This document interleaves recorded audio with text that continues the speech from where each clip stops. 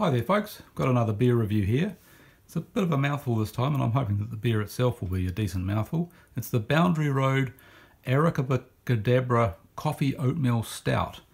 It's 6.5% ABV and it's part of the Brewer's Cut range from Boundary Road. This one won a silver medal in the New Zealand 2017 New World Beer Awards, so I'm hoping that it's one of those beers which doesn't cost too much but punches above its weight. It's 500ml bottle here, glass bottle, standard crown cap, and they sort of vary from $5 to $7, which is pretty well half what you'd often pay for a craft beer. Having a look at the website, it's honestly pretty good. It explains the three ranges that Boundary Road make. They make a basic range of what they call originals. They make a slightly more interesting range of beers called Brewer's Choice, which are mostly IPAs for the hipsters out there. And then there's the Brewer's Cut, and this is part of the Brewer's Cut. The other beers are all made in 330ml bottles. These ones come in these 500ml bottles and are supposedly complex and bold flavours that we brew in smaller batches. I can't say I actually like these 500ml bottles. They're not quite big enough to really share, but they're 2.6 standard drinks, and so you really can't get through too many of them if you're planning to do anything except not drive, catch an Uber or something.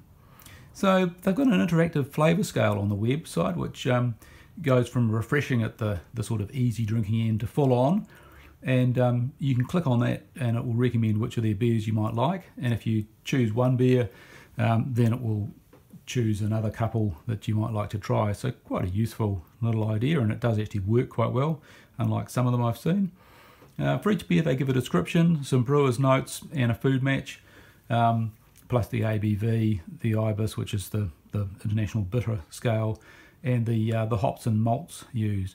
I couldn't find any nutritional information, and the only mistake I found was the brewer's note for this stout, which I'm guessing were for an IPA. I might read that out a little bit later.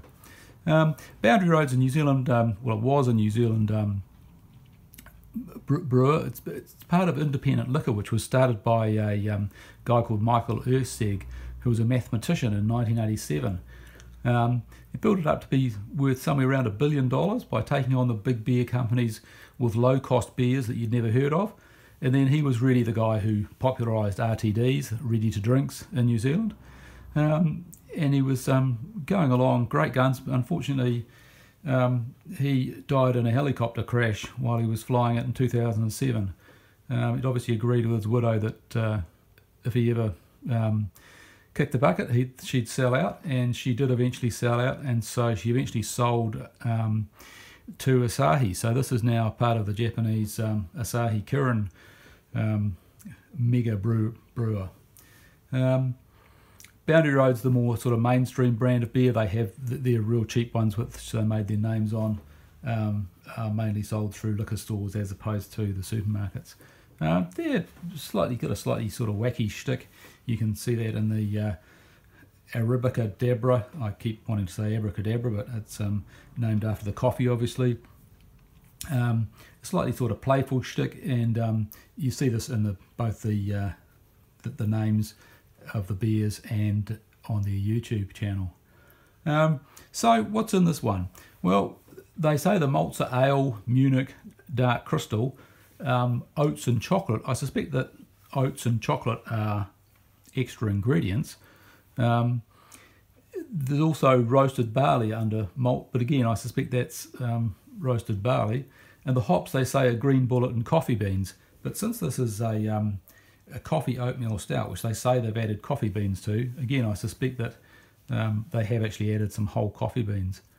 They give this 8 out of 10 on their flavour meter, so they reckon it's a pretty full-on beer, so it should be a pretty grunty drop. They say that I'm having trouble with this today, folks. Arabica is one of the most Arabica. I'm not sure. It's one of the most popular types of coffee, and that's true. It is what most of your espresso shops sell. Not only does it have a delicious, invigorating taste, but it also helps you avoid boring things like sleeping.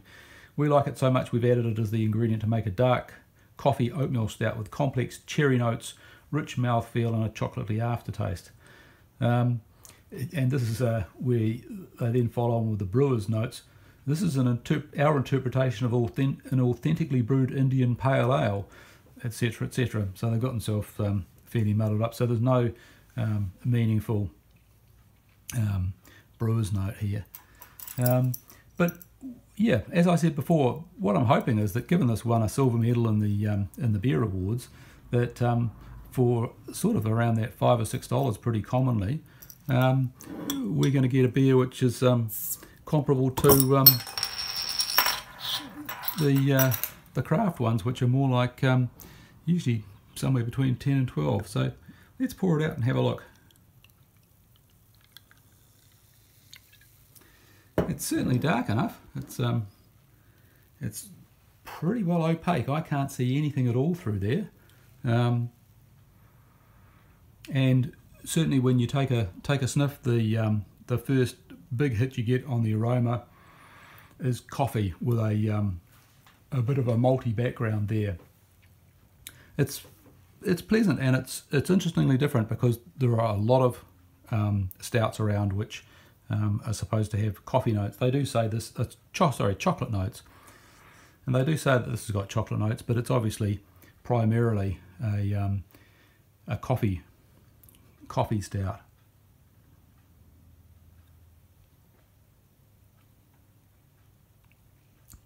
There's not much of a head on it, and that does make it quite easy drinking. It's in no way overcarbonated, and I've seen a variety of reviews on this, but I found that it's pretty smooth drinking, and it's definitely true to label. You do get a definite coffee hit. There's they say cherry and chocolate, and there's all sorts of fancy names bandied around for stout, but the coffee is really quite prominent here, and so if you like that, I think you would enjoy this.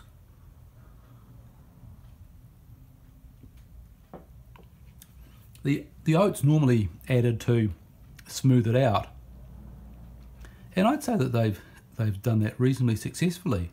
There's a bit of bitterness from the hops, but it's in no way, it doesn't clash with the nice maltiness of an ordinary stout, and the coffee's quite bitter, and so I think it generally goes together pretty well.